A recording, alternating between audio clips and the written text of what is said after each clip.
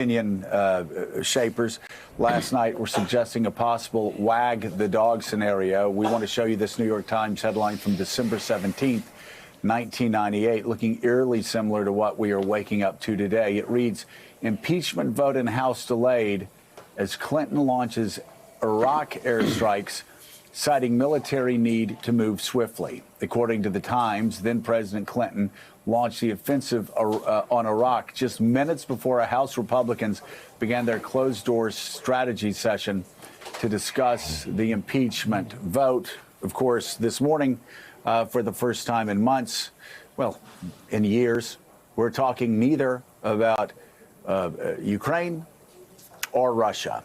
I'm sure these are we'll just talk about parallels between now and 1998. Do you see any?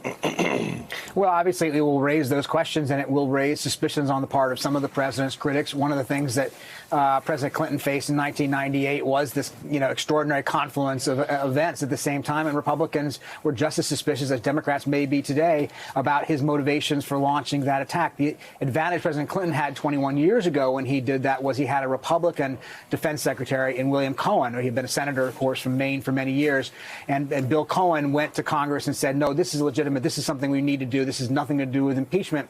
And that helped, obviously, the president get through that. The question is whether this president or anybody working for him has that kind of credibility with the Congress that will be able to say, hey, don't worry, don't engage in this kind of conspiracy-minded suspicions.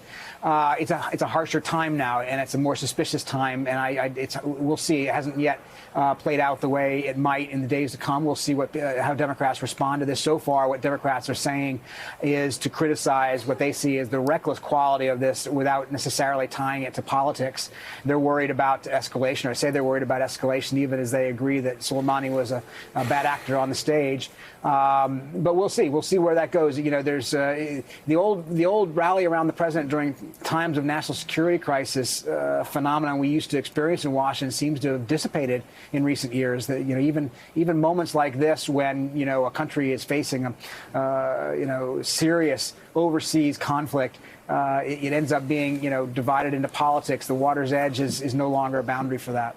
Thanks for checking out MSNBC on YouTube, and make sure you subscribe to stay up to date on the day's biggest stories. And you can click on any of the videos around us to watch more from Morning Joe and MSNBC. Thanks so much for watching.